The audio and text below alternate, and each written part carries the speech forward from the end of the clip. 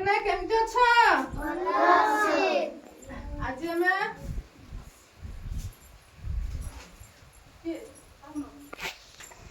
ଆଜି ପରବର୍ତ୍ତୀ ସଂଖ୍ୟା ଲେଖିବା।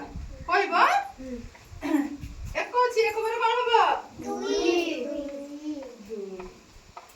ଏଠି କଣ ଅଛି? ସାତ। ସାତ ପରେ କଣ ହବ? ଆଠ। ଦୁଇ ପରେ କଣ ହବ?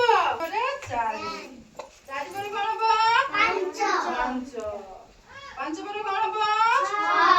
ଛଅ। ଛଅ ପରେ କଣ ହବ? ସାତ ପରେ ଆଠ। ଦଶ ପରେ ଜାଣିଲ? ଏକ ପରେ କଣ ହେଲା? ଦୁଇ ପରେ କଣ ହେଲା? ତିନି ପରେ ଚାରି ପରେ ପାଞ୍ଚ ପରେ ଛଅ ପରେ